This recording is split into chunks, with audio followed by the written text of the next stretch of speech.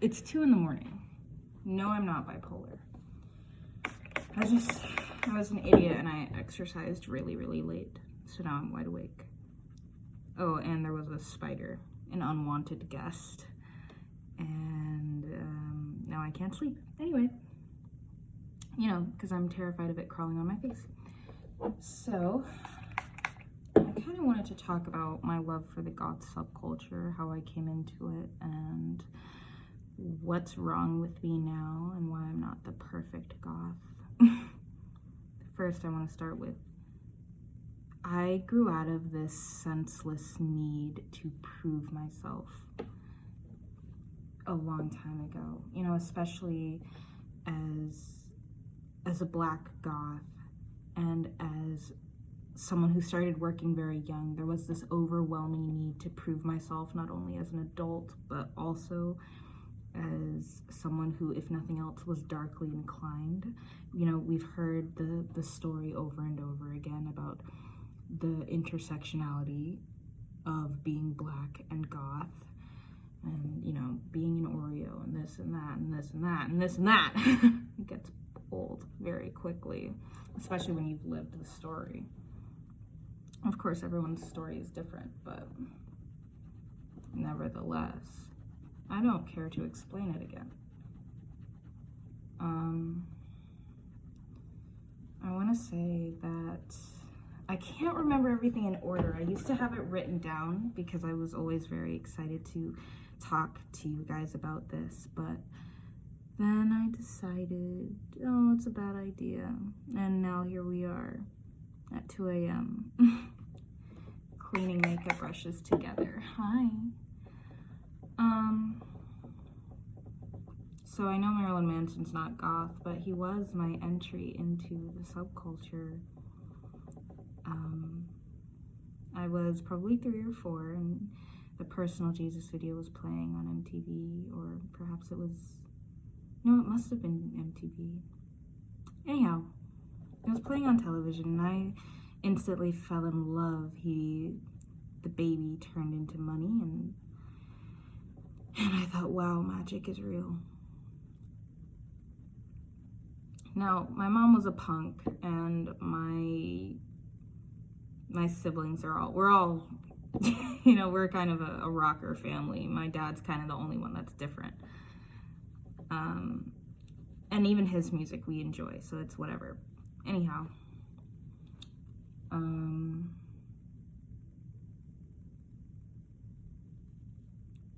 sorry, intrusive thought.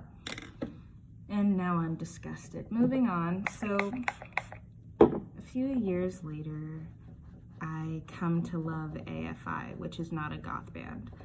And I am convinced that Davey Havok and Marilyn Manson are the exact same person, all because of a similar haircut choice and a pale disposition. Regrettable, I know, but that's what I thought at the time. And I scoured the internet for ages. I remember I think I was 12 or 13 when I got my first laptop, and I spent every day all summer trying to figure out who Davey Havok was and find this Personal Jesus video. Of course, I didn't know the name. All I knew was that there was a piggy bank baby. So I'm scouring the internet. Now, mind you, this is when I knew about Evanescence, which I don't believe is considered a goth band, My Chemical Romance, which is obviously not a goth band, Anyhow, long story short, I eventually figure out that it's Marilyn Manson, and I'm just head over heels in love with the idea of following the subculture to its end. But funny enough, before that, I had developed this great love. Long before that, you know, like I said, my mom was a punk, my siblings are all rockers, we have a petulant sense of humor. The majority of us are earth signs, actually, so we're all kind of sarcastic and witty. So, you know, it's not hard to imagine. But anyhow, so, you know, between watching films like The Addams Family, which, again, not technically goth. Oh God, look at how swollen my hands are. That's regrettable. watching films like The Addams Family and Bela Lugosi's Dracula, or at least I believe that's who the actor was. I've been wrong before, but I'm almost certain. Anyhow, we watched Old Time Dracula and Queen of the Damned. Oh my goodness. I think I was 5 or 6 when I saw Queen of the Damned for the first time, and that's when I knew that's when I knew that I really wanted to bleed into the subculture, become one with it. I think I was watching Underworld around the same time, and I want to say, you know, that was kind of the nail in the coffin, so to speak.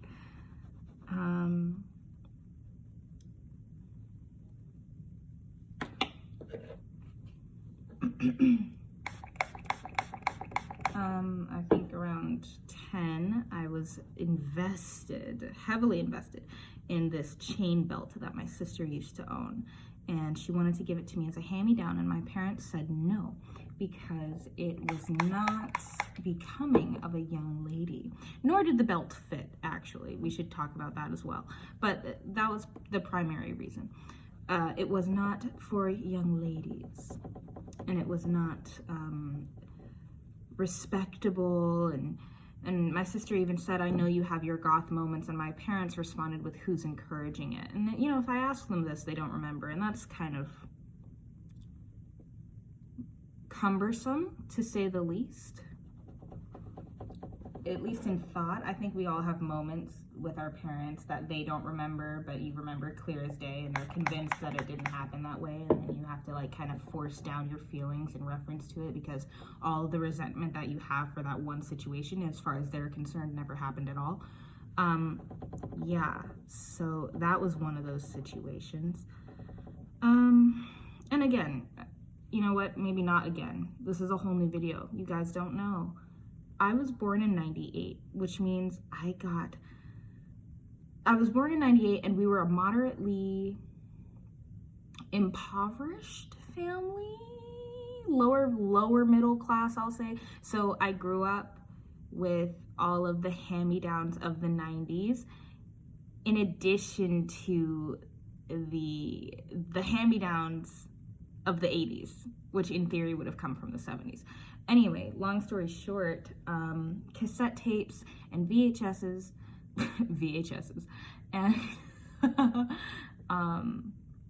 not to say that those are directly from the 70s per se, but you know, I don't even know where I was going with that. I guess my point is I got a lot of, that's where I was going. So as we all know, the 90s was big on goth, or at least the image and the romanticizing of goth, and perhaps also the demonization of goth as well.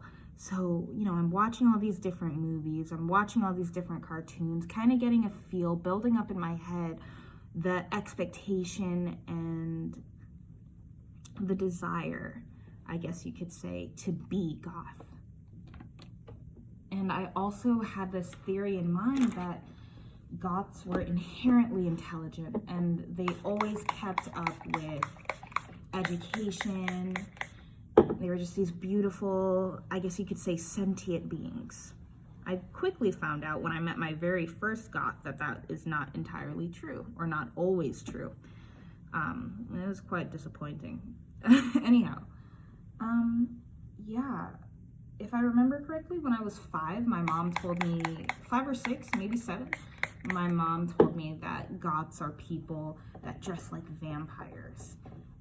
And I was like, hell yeah, because by this point, I had seen Queen of the Damned, I had seen Underworld, I'd watched Blade religiously. It's like, oh yeah, I totally want to be a vampire, hands down. And you know, I'm so happy for Blade, because that was one of the first representations of a black vampire ever. You know, again, 5, 6, 7, born in 98, which means on Disney Channel, and the only reason I can do this math is because I lived it and I happen to know that it's true.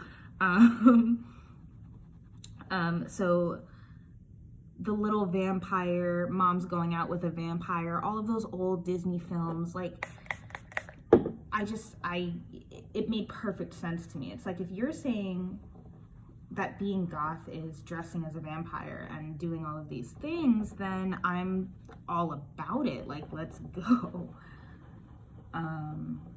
Which later bit my mom in the butt a little bit, because, you know, she'll never say it now, but she didn't want me to be goth. At least not at that age. I guess she figured I was too young, but I've had an interest in the subculture since childhood. I wonder how many ways I can say that. I'm sorry, I just felt like for 10 minutes I had been explaining that. Let's see, where does the story pick up after that? So, oh, this is funny. I stole a pair of high-heeled boots from the Lost and Found when I was 12, and I would pretend to be Celine from Underworld in those flippin' boots. Perfect. It was absolutely perfect. I was in love with those boots, and I threw them away because I thought, you know, I stole these boots. I wore them for a long time before I threw them away, mind you. It's not like I was, you know, on the straight and narrow.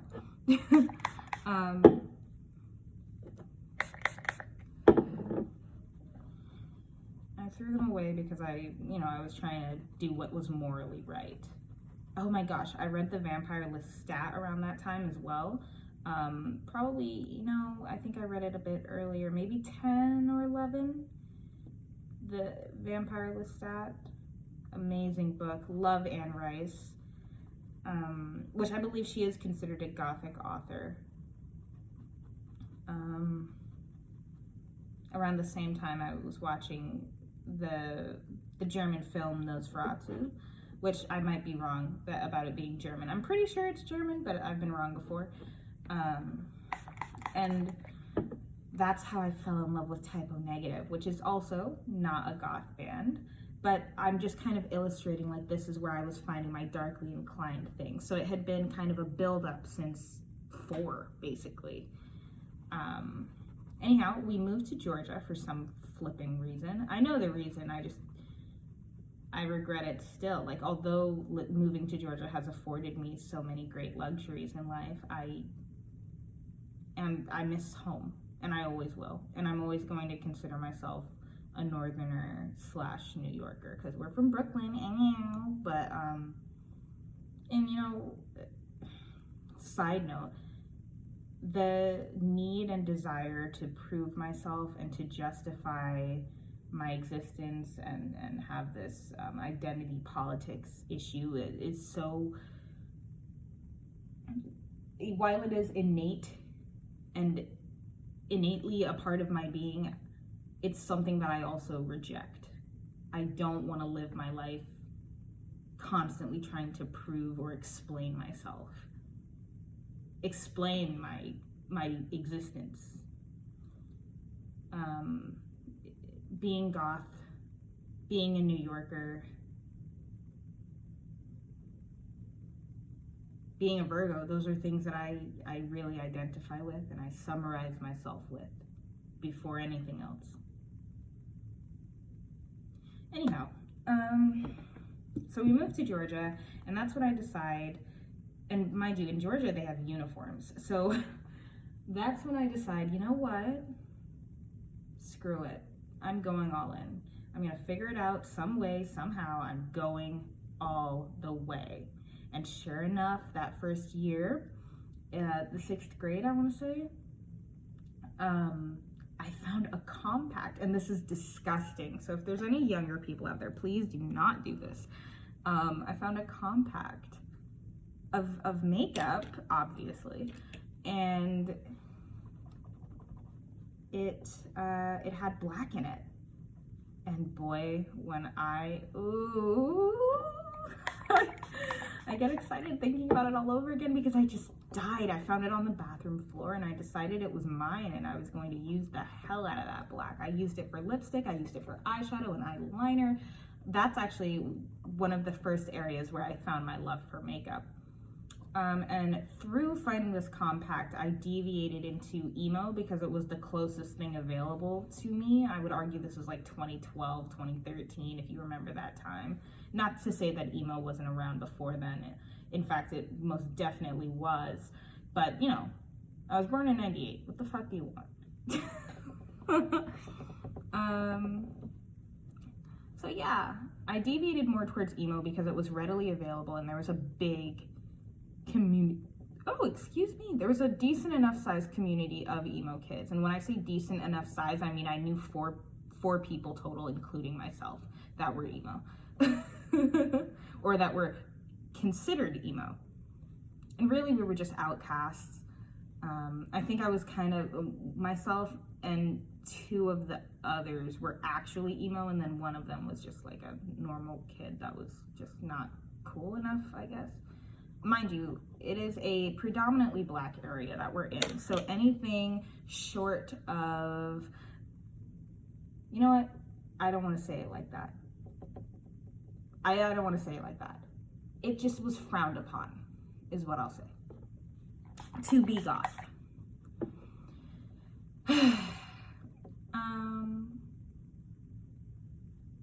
And I mean, even teachers made fun of it. I was wearing a choker once, and a teacher pulled me by my choker and said, oh, she motioned to another teacher, and she was like, oh, where do they wear these at? And then the other teacher was like, oh, New York. And then the other teacher was like, oh no, you know where they wear these at. And it's like, in hindsight, as a 23-year-old now, it's like, girl, really? Disgusting. Absolutely embarrassing. Anyhow, flash forward to the art school I went to like a year or two later. I'm full out goth now, or emo. I'm not trying to use those words interchangeably, but I'm thinking about the standards of which the subculture stands versus what I did. So I would say I don't even think I was really emo. I mean, I listened to emo music, so I guess by that definition, I was emo. I was emo, and I had my fingerless gloves, and I did my makeup, and that was about the only thing that I could do or could have. And even that was kind of a battle because, like I said, while my mom didn't fight me on it once I found the compact, there was always, to me, this underlining issue of why are you dressed like that? I remember my dad at one point even made fun of me and took a picture of me while I was waiting for the bus, and he was like, you think you look good? And it's like, probably about as good as you look. Anyway, we love our families. Shoot, where was I? So yeah, art school, I look emo, still an outcast, definitely an outcast by this time, and I want to say I was the only emo kid. I could be wrong, but I feel like that was the truth. Like, there were a couple of grunge kids that were obsessed with Nirvana, even though, if you ask me, Nirvana's a little overrated, just a tiny, just a little bit. And by I mean a lot. So that's my opinion. Fight me on it if you want. I'm just not impressed. I'm sorry. And me and this grunge kid actually thought that, you know, I don't know if he actually thought I was cute or if he was just trying to work his way into a situation that was never ever gonna happen anyway. But we shared like momentary thoughts of, oh, you're kind of cute, oh, I would date you, oh, da, da, da. And then we moved away from each other completely. It was kind of sad in hindsight. It's like, damn, that might have been a good relationship, although you had some problems and I definitely had some problems, but your kind of problems, those were different, man. Those were different types of problems. So yeah, moved to high school, the art high school, again, theater major, what it do.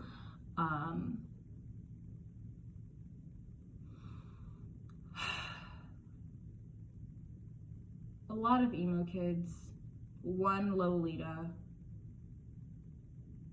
still didn't fit in with them. But this was also around the time that I was building my career as a makeup artist.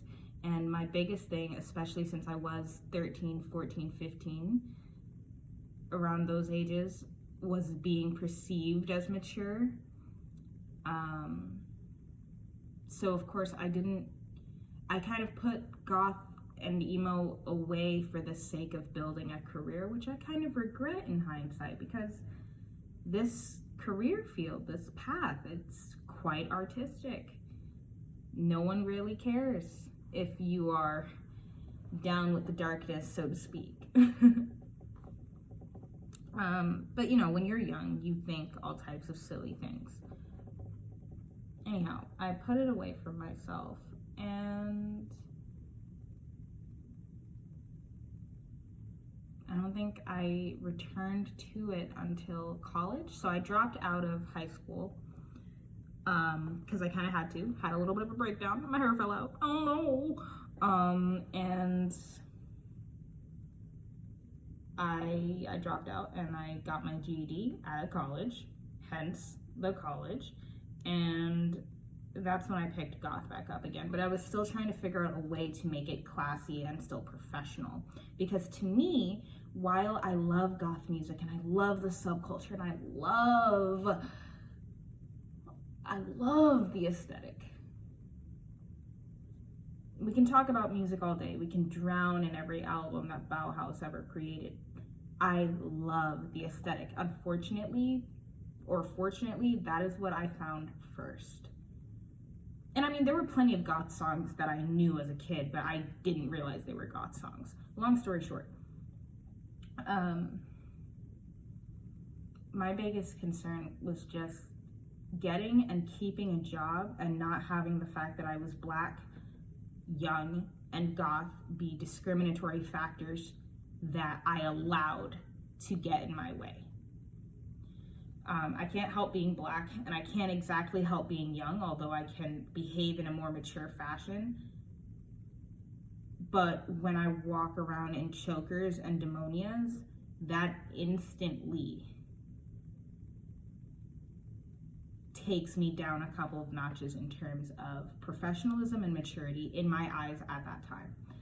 So that's what kind of led me down this path of the more corporate style of goth, which, as I understand, isn't technically a real style of goth, but I'm not arguing the point. I live for the Victor Van Goghs, you know, and then the Severus Snapes, which, I mean, not goth, but still, like, I'm all about that whole implied goth thing because it gives me more room. And I know that's, you know, technically that's so fake goth, that's so poser, because, you know, and I'm not going to get into the whole history now, but one of the foundations of goth was kind of going against the grain in the first place.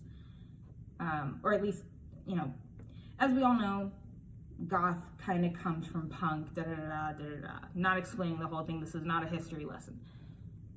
That is the information in its layman's terms as I know it.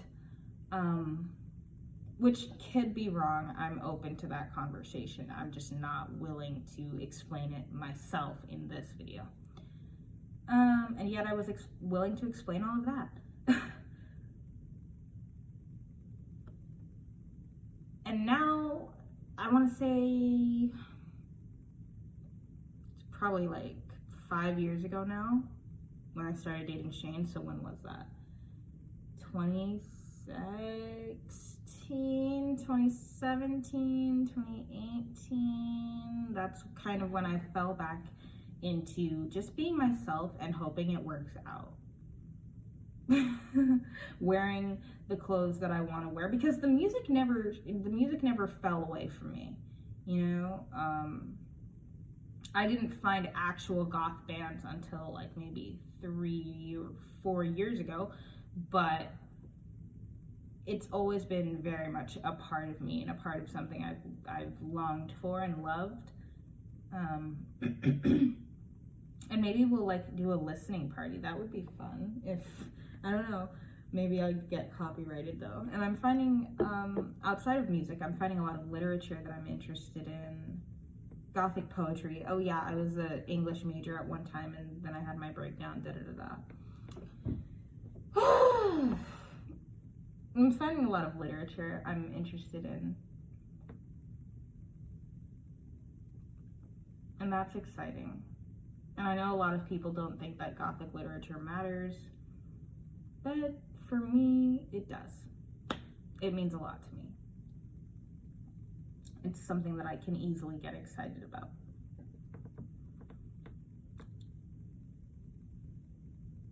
So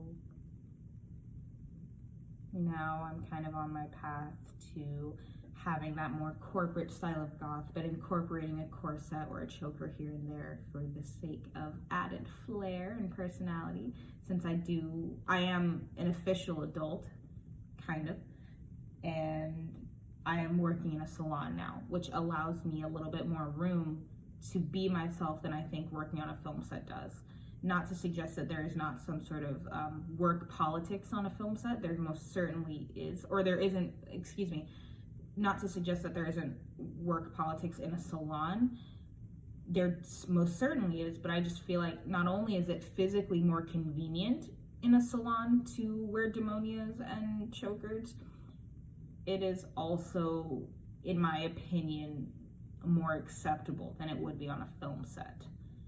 But perhaps that's my lack of experience. I worked on film sets from the age of 13 to, I want to say my last film was 21, 20 maybe, and then I started working for photo shoots. And I hope to get back into that within the next year or so.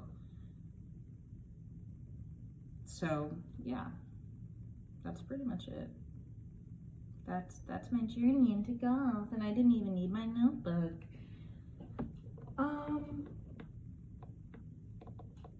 I want to say I would argue that I covered the majority of what was important. I don't have every single detail written out for you, and perhaps that leaves leeway for some sort of criticism, but nevertheless, the brushes are clean. I'm feeling a bit tired. Let's call it a night. Thank you. Bye.